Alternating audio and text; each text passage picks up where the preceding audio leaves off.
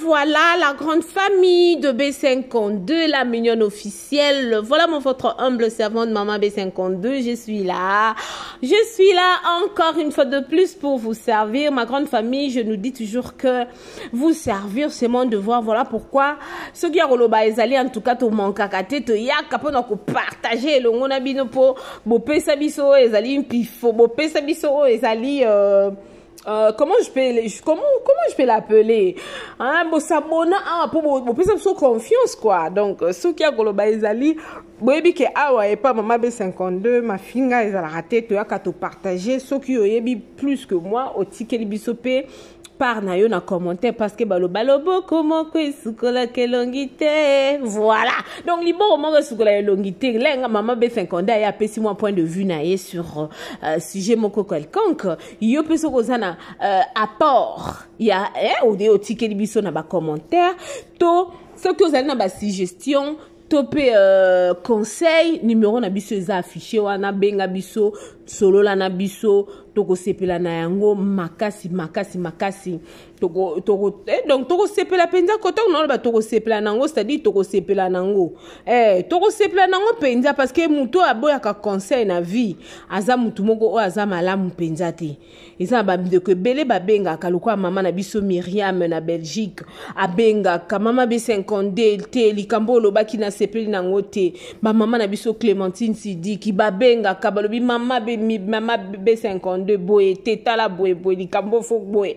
Donc voilà bato o bazana posa o avancer et puis o évoluer na vie. Famille bota on dit que on ja to zawana penza pour na bino pour na ko servir bino ba dinashu ba pesha lover ba mbote mingi biska ezali bozwami. OK, voilà. Fait le to lo bela deux sujets moko boye to banana na liboso spectacle ya musuni balobi le 29 mars, donc jour juillet tout ça déjà le 19 mars 2025, c'est-à-dire dans 10 jours, jour J-10, dans 10 jours événement spectaculaire balobanga en français mama qui m'a pardon ya kaponga pena français mon bête ka ba bordure en français balobi événement moko spectacle moko ekozala le 29 mars 2025 na showbiz 7 ans d'anniversaire ya Belle Vie télévision. En tout cas coming numbers, hein, des anglophones baloba.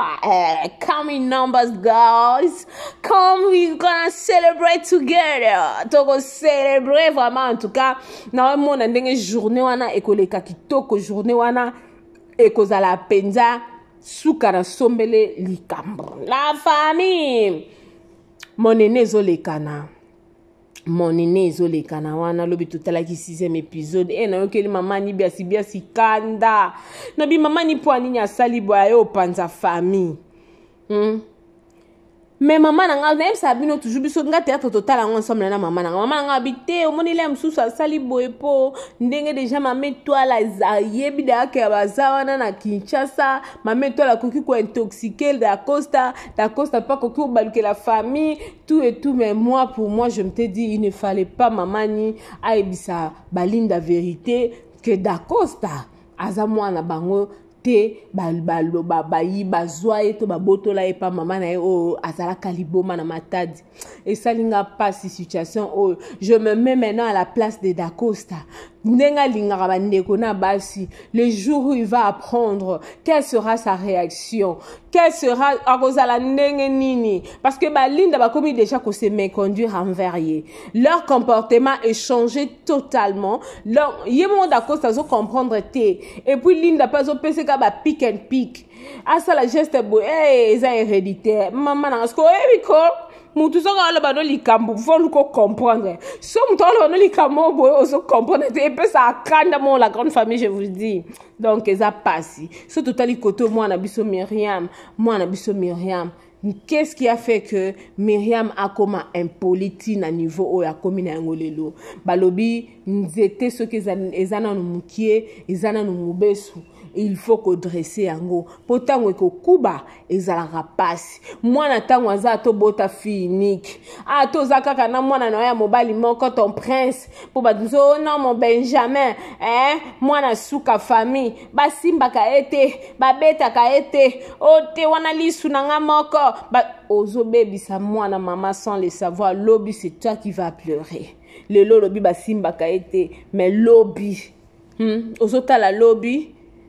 Est-ce que osota la lobby papa Serge Kunape na mwana biso Maria baza tata na mwana nga na oyebisa bino bondimela nga likambo na oloba na biso bondimela nga la grande famille de B52 nga mama B52 so na ye na yo oyebisa bino likambo bondimela kangai la grande famille voilà toleki nanu na likambo oyo ya liboso tozalaki na yango tolingi tobeta nanu mwa parenthèse mokie sur cette affaire ya kuna mama tumba ebebi ye na ndeko na biso le président Anse Luzolo, l'humoriste, mutu azosala honneur ya Congo, l'honneur ya mboka na biso, un Congolais qui se respecte. Voilà. Mais lelo otomoni la famille na ebisa biso mokili oyo et puis que frère Patrice Ayemba frère Matus Amala Ayemba mokili oyo ezaline ya note mokili oyo ezalina litumba te mokili oyo anga mokili oyo makambo ebele anga mokili oyo makambo ebele mokili etoni na makambo meke. La famille son natali vidéo maman na biso Gabi tumba abandaki ko yamba jino la pona kosenga Anse Luzolo ba merci bozana chela biso na vidéo yango po nalinga koloba avec de preuves tangibles nalinga koloba avec de preuves à l'appui. OK tout le mec na kolanda vidéo yo maman na biso Gabriel elle bénissait Anse Luzolo en tout cas pona ye Anse azaki canal ya bénédiction. Pourquoi? Parce que yende asalaki que azwa rendez-vous a aida ki maman na biso parce que ça faisait beaucoup de temps à bunda pe to bateke banda ya Gabi banda carrière na ya bunda rata luka nzela potote a lukaka mais loka mokili oyo nzamba lola oya okita likolota kiti na se ndum Esther MMTV ngai nzambe na yo na lobi boye nzamba okitate nzamba salaka à travers batu nzamba ki akota ki à travers Anse Luzolo pour que asunga ndeko na ye Gabi tumba mais lelo o na yo ki ba audio na yo ki njoto malili na lobi non le cœur de l'homme est mauvais le cœur de l'homme est mauvais qui peut le sonder non toi là non vidéo et puis on se retrouve juste après OK. Oh, ya Gabi. Oh, je suis content. Amen. Oh là là. Amen. Gabi, 3 ans. Oh, ya Gabi. Oh, je suis content. Amen. Oh là là. Amen. Gabi, 3 ans. Oh, ya Gabi. Oh, je suis content. Amen. Oh là là. Amen. Gabi, 3 ans. La grande famille, est-ce que bolandi vidéo auto bolandi te bomoni de ya Gabi azaki na sengwa ya mbijino la nzamba pambola langa ans nzambe lelo o na yoki audio moko na yoki ba frisson baba nga bon frisson ba chair de poule na yoki ba fere na binzambe moto aka moto pardon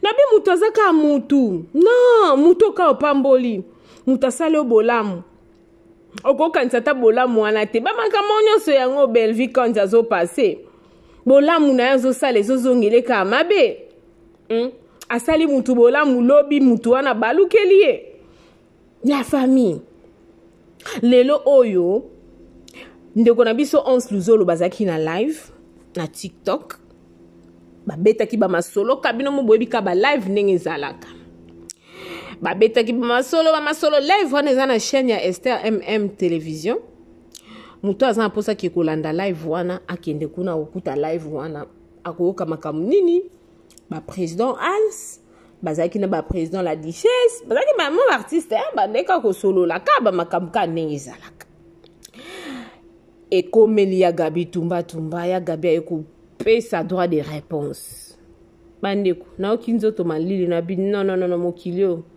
mokili a compliqué pardon na ochela biso audio wana na ochela biso audio wana ya Gabi azoloba pona Once Luzolo mutoka auto pambola obomoi na video mais na ochela biso audio boyoka ndenge aoloba siko pona muto apambolaki tolanda wana mususu ba balobaka Holanda po nini kaka ye kaka bimaka lobaka ba 2 minutes bazali ba présent bobo bazali ba Christian Petit bazali baza plein na poto ka bangone to balobaka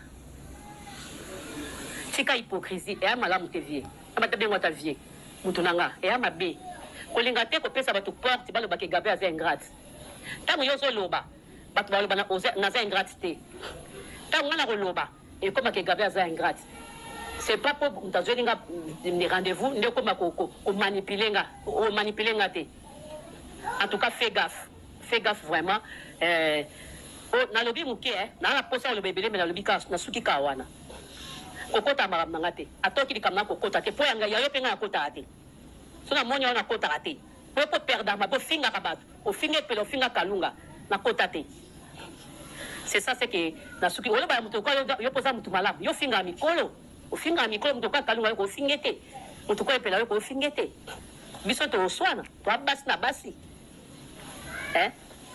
on dirait yo za bien on dirait yo finga kabatu te non kokota maram nga te s'il te plaît ata na perdre kokota raté kolinga te opesa batu porte bale ba ke Gabi aza ingrate non wana mususu ba ka balobaka po Holanda po nini kaka ye kaka bimaka lobaka ba 2 minutes bazali ba présent bobo bazali ba Christian Petit bazali baza plein na poto ka bangone to balobaka tika hypocrisie et malamu te vie amata bengo ta vie mutu nanga et amabe kolinga te ko pesa batu porte balobaka Gabi aza ingrate tango yozo loba batu baloba na za ingrate te tango na koloba et comme que Gabi aza ingrate c'est pas pour m'tazolinga des rendez-vous ndeko makoko o manipuler nga te en tout cas fais gaffe vraiment na lobi muke na posa le bébé mais na lobi ka na suki ka wana kokota maram nga te atoki likamna kokota te po yanga yayo penga kokota te so na monya na kokota te po perdre ma po finga kabatu o finge pelo finga kalunga na kokota te c'est ça c'est que na suki ole ba muto ko yo posa mutu malamu yo finga mikolo o finga mikolo muto ka kalunga ko fingete muto ko pela ko fingete biso to swana to abasi na basi on dirait yo za bien on dirait yo finga kabatu te non kokota maram nga te s'il te plaît ata na perdre kokota raté kolinga te opesa batu porte bale ba ke Gabi aza ingrate non la famille tolandi audio wana eske boyoki lokwa ngane na yoki na oki nzoto malili na bi muto ko batu ba koma ba yango ba biso mususu ata to luka ba aide moi batu ba sunga biso ezate pona abus ba makamba bwe eske Once Luzolo za susu na esengo wana to posa na ko sunga bandeko mususu o batikali non pourquoi parce que muto o kuta sunga ki avant asai nini ache contre mur non vu oyo mokilo eza compliqué pardon la grande famille rendez-vous eza moko le 29 pardon boyal mebele famille bota ya musuni dipino so bomanga famille bota ya musuni vedi tokutani le 29 mars na showbuzz 17h déjà ça le osa déjà polé les ngande na ozala na déjà 13h pour na kota na za na vana na bali boso pe na ponga na posa na mona bango nyonso tout tant na osala selfie c'est-à-dire na zo zo ba selfie ya kitoko TikTok e ko lemba ngai TikTok e ko lemba nga juana.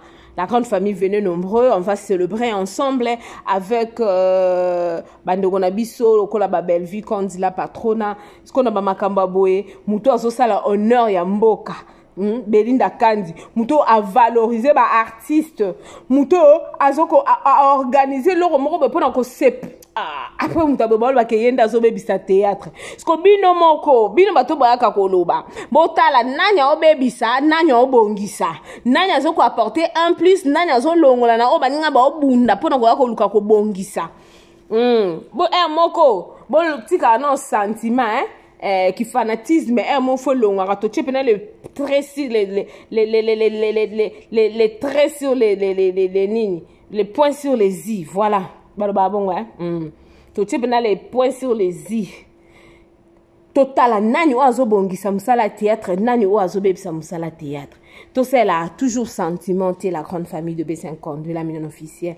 Abonnez-vous massivement. Na Sibiso a ne bandeli que Nzambe a outara likolote pour ayako sala. Nzamba sala akaka à travers biso batu. Alors ceux qui batu o Nzamba zo sala à travers bango, tozo tuka bango. Mitema surtout mitema biso ba congolais a mikuse minge suka pamba pamba. Netinga na zo senga na lobi avant le 31 mai la famille. Bo sala nga plaisir wana. Toko qui sa 10 cas d'abonnés, cadeau nanga na osenga biso ya ngwana pour mon anniversaire. Nazo ko sa 50 ans. Donc botine de langwai, bot s'abonner, botine de la bakoko lolo ba o ba na nganda jika, ba o ba na bakoka longi, ba o ba na benaka mwanga, ba o ba na gbadolite, ba o ba na kisantu na kimpese, na gbado na yakoma, partout botine de la bango ba lien ba s'abonner pour que toko qui sa 10 cas d'abonnés à na katia B52 la mignonne officielle. Je vous aime beaucoup ma grande famille, donc restez branchés, restez toujours branchés ici chez B52. Si vous êtes là pour la première fois, je vais vous demander avec beaucoup d'amour de vous abonner, aimer, commenter, partager le lien. N'oubliez pas d'appuyer la cloche de notification pour ne rater de nos prochaines vidéos. Je vous aime de beaucoup. Nzamba Pambola Bino. Événement eza manko la famille na bandeli sous pour clôturer que événement eza kaka manko. En tout cas boya ebele le 29 mars na showbiz wana to kutana na osenga pena ko makale tikala putulu e mata parce que na ebeke ya Nzambe ils aura toujours des élongations toujours parce que na élongation toujours. Voilà, on se retrouve à la prochaine avec une nouvelle émission. Je vous aime, que Dieu vous bénisse. Bye bye. De partout. Merci à tous. Vous allez le 29 mars, déjà tous les années, spectateurs. Venez vivre le spectacle du théâtre au sens noble du terme, si tu es là. On a adapté parmi la mille. Donc, j'ai été distribué par elle, qui en avait fait confiance. C'est ma tête, c'est le 29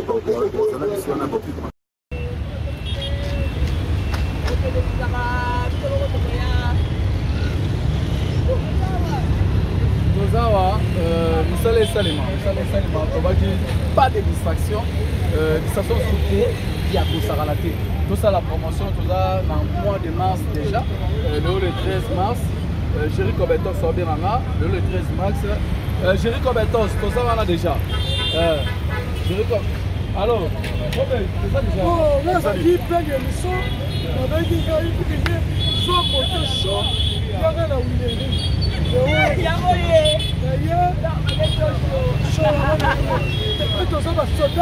Ça va quoi? Ça va Moussala, boulot. Hey yeah! Depuis année bandé on n'ingé sin toté tala occasion yangoyo olata obima osepela na temple ya artiste ya grande renommée o yebana ezali showbiz yaka ko vivre pe ko fêter 7 ans ya Belleville TV oyo ezali cadeau signé Bellard Production andimi à offrir bino spectacle riche en couleurs le 29 mars oyo avec ba one man show oyo ba komema bino na niveau bolingaka bon retrouver ambiance bon retrouver bonne humeur oyo nanu bozwa quitté depuis début année avec ba one man show lokola décor ilonga Gladys Aïda, Maman Kalunga, Maman Moseka, Marie-Jeanne Bololé, Gesho Engange, sans oublier Yemoko Belleville Kandi, à Kozalawana, Pona Kosepelisa bino. Yo muto tuninga droit d'entrée, et ezali na $10 ya pamba, $30 pona ba place VIP, gagner temps, yo muto lingo billet, benga na ba numéro oyo, okozala mobimba. Yo muto yebenanu, Carrefour pe temple ya bastar ya RDCT o ezali showbiz ezali na croisement ya ba avenue Colonel Munjiba na boulevard du 30 juin yaka awa o sepela o vivre ambiance oyo na notikali ko vivre te le 29 mars oyo na showbiz nga na zanga te keyo oui na évité vidéo oyo ernime ko koma e komela bino ezali mama Joséphine mama Soso na yebi bino solution oyo ezali solution ya ba problème na biso yango eza nini ba problème na biso yango eza ba problème ya santé eza ba maladie oyo eza kati na biso ba maladie telle que diabète tension AVC prostate ba hernie ba maladie wana nyonso tout oyo ezo déranger biso ba ménopause mutu pasi maladie nini épilepsie maladie nyonso tout oyo ezo déranger ndeko na yo oyo aza pembe na yo ezo déranger mwana na yo oyo ya cancer oyo ezo déranger biso solution yango yo na yeli yo solution ya ba produit na biso ya naturel ba produit oyo ezali ba complément alimentaire ba produit oyo ezali 100% naturel ba produit na biso ya Occident ndeko na nga na ili yo ba produit oyo eza juste biloko kolia oyo tozo ko compléter na nzoto na biso. Pourquoi? Parce que monde entier monde déjà eza pollué. Eza pollué à partir ya biloko oyo tozo lia. Biloko tozo lia yango ezo détruire ba santé na biso. Pourquoi? Parce que biloko tozo lia bazo travailler yango na ba produits chimiques. Biloko tozolia bazo tia yango ba poison, biloko tozolia bazo tia yango même ba hormone. Yango wana compagnie ya aloe vera products bakanise li peuple na bango partout dans le monde entier na plus de 160 pays balobi non tikato kanisi la peuple na biso pona bien-être na bango et pona santé na bango ezala malamu yango wana ba produit na biso yango yo eza wana pona kosunga biso na ba santé atika na ebisa yo bien fait ya produit na biso aloe vera gel produit oyo okoko zanga yango na ndaku na yo te yo oza na problème ya insomnie olala kate produit oyo eza somnifère ezo pesa yo pongi yo oyo oza na nzoto makasi te produit oyo eza tonique eza wana po pesa yo nzoto makasi yo oyo oza na ba toxine na nzoto na yo produit oyo eza détoxifiant eza ko détoxifier nzoto na yo eza ko purifier makila na yo eza ko sukula ba veine na yo produit oyo ezana ba bienfait ebele produit oyo ko soigner pour l'estomac produit oyo ko soigner pour la constipation produit oyo eza produit moko eza ko sunga système immunitaire na biso yango wana ndeko yo ko zanga ba produit oyo te pour la santé na yo santé ezana prité santé ezana prité yango wana somba produit oyo soki omilingaka pe olingi libota na yo olingi mobali na yo olingi bana na yo te okoko sanga produit oyo te yango na yoko présenter yo produit ya aloe vera gel yango soko olingi kozwa yango lolenge nini contactez Maman Joséphine na plus 44 79 853 90 849 na balieli susu plus 44 79 853 90 849 tika nzambe apambola yo kozanga produit oyo te aloe vera gel. Oh, la mignonne. Botika la bébé. Oh, la. Kina sala mignonne bokolia. Oh, zéro. Lobezala kina 10 senando yo bokolia pona 1. Yango zopesa posa kozongisa nga bébé na mbuma. Basala ba chaussée kaka pona ba voiture nde.